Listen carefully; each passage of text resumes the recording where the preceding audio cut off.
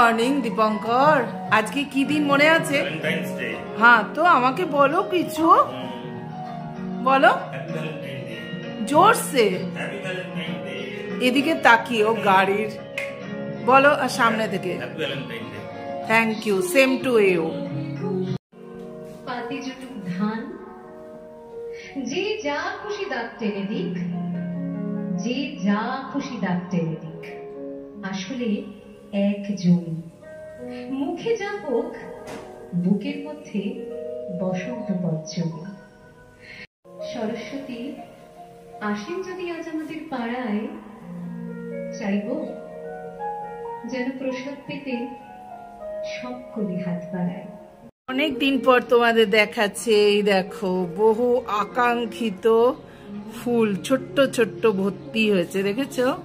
গাছটার অবস্থা খারাপ কিন্তু প্রচুর ফুল দিয়েছে, এখনো প্রচুর কুঁড়ি আছে, দেখতেই পাচ্ছ। ছোট্ট নিচের পোর্শনটা দেখো, এখানেও একটা ফুল হয়েছে, দুটো কুঁড়ি এসছে। যাক, আমি অল্পই সন্তুষ্ট, বলো।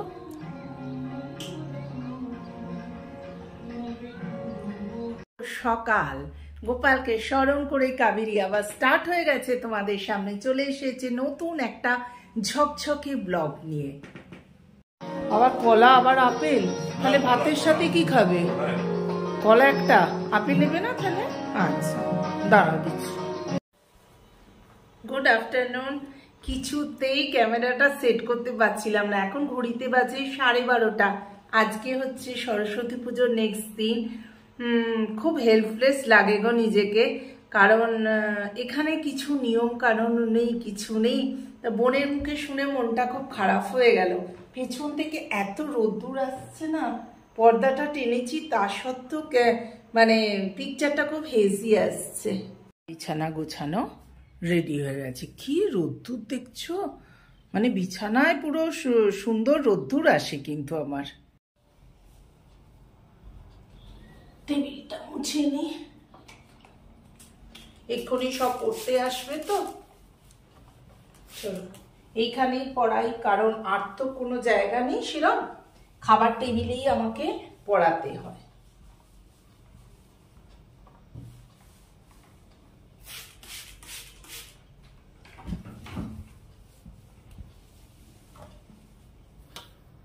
তো খাবার টেবিলটা দেখো ঝকঝকে করে আমি পরিষ্কার করে নিলাম, আবার অন্য কাজে চলে যাই। তারপর তো সারাদিন আছি আমি কাবেরী তোমাদের সাথে। চলো, সব কাজ সারা হয়ে গেল। বোনের মুখে শুনলাম কি সুন্দর ও গোটা সেদ্ধ করছে। আমাদের সবই ছিল কুলের অম্বল, গোটা সেদ্ধ। আগের দিনে আমার মা আবার পোস্তকে ভাজা ভাজা করে, পোস্ত ভাজা একটা করে রেখে দিত, ভাতে জল দিয়ে দিত, অনেক কিছু নিয়ম কানুন। তাই এখানে এসে আমার সব নিয়মকানুন লঘু হয়ে গেছে। মাঝে মাঝে পাই, এখানে সব কিছু জিনিস পাওয়া যায় না বন্ধুরা। এত খারাপ লাগছে না বোনের মুখে শুনে। আমার যা আছে তাই দিয়েই করবো না। মেজদি তুই আজকে এঁঠো খাস না, মানে কিছু চিকেন মাটন এগ খাস না, ফিশ। আমি বললাম না না, আমি কিছু খাবো না। দই আছে, দই দিয়ে গোপালে কপালে ফোঁটা দেবো, দই দিয়ে মেয়ের নামে ফোঁটা দেবো। অবভিয়াসলি আমার বোন সব সময় আমার মেয়ের নামে পুজো দিয়ে দেয়।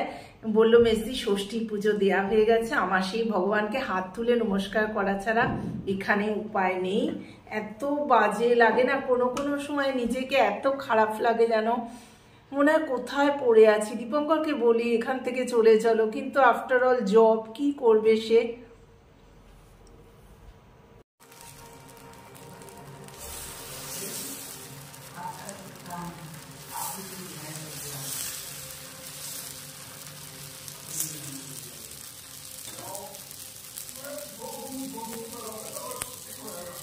ব্যাটারটা গুলে নিয়েছি, ব্যাটারটা কিনে আনি দোকান থেকে, সেই ব্যাটারটাকে পাতলা করে গুলে নিয়ে এই দেখো বানিয়ে ফেললাম আজকের ডিনার, ধোসা, চটজলদি ধোসা।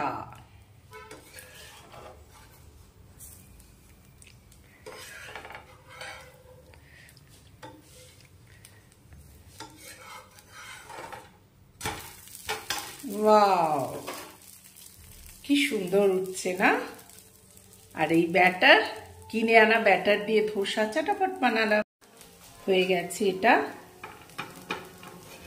আমার ধোসা রেডি। দেখো ভালো হয়েছে না? কত বড় হয়ে গেছে, পাতলা করতে গিয়ে বানিয়ে ফেললাম গরম গরম ধোসা, সঙ্গে টমেটো চাটনি। আজকে আর নারকোল চাটনি বানাইনি, যেদিন বানাবো অবশ্যই শেয়ার করবো। ধোসাটা আমি মাঝে মাঝেই খাই, ভীষণ ভালো লাগে। তো চলো, এই ছোট্ট ব্লগটা যদি ভালো লেগে থাকে তো ডু লাইক, শেয়ার আর সাবস্ক্রাইব মাই চ্যানেল। কাবেরী জীবন কথাতে তোমাদের স্বাগত। টাটা।